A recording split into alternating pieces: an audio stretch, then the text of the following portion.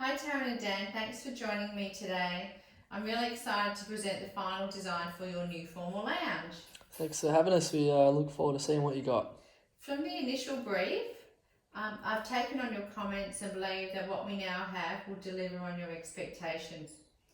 Just to do a recap on the initial brief, some of the things that you mentioned you would like is a modern twist to the existing period features of the room by making it a lot brighter.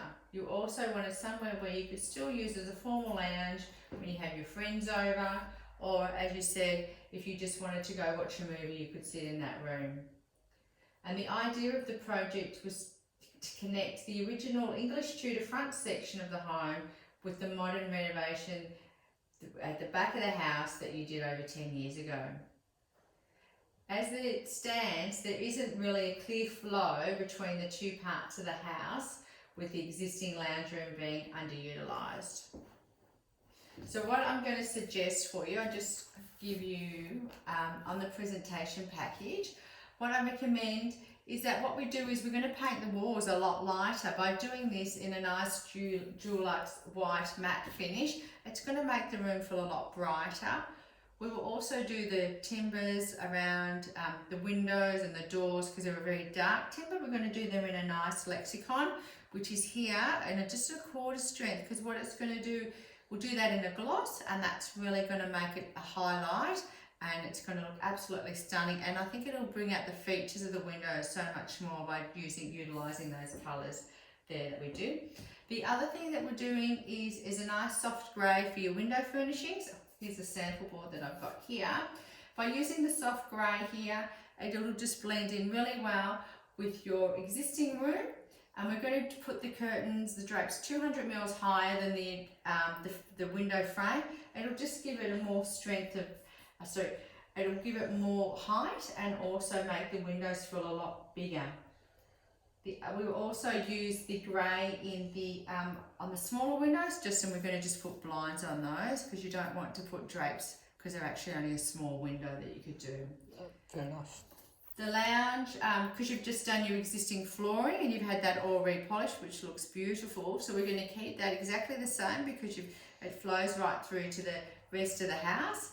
And the other thing, we're going to just highlight with a nice neutral soft rug there. With a touch of bit of grey there that we've added in, which will pick up the floor colours, the grey in the floor. And by having the nice couch here, which is that modern, timeless piece of furniture, which you can just add into any colours with it. The beauty about going for a neutral, in the fabric, it's a nice stain resistant fabric, so it doesn't matter even though it's lighter. If you spill something on it like red wine or anything like that, it's going to be quite easy to wash off. That's a good idea.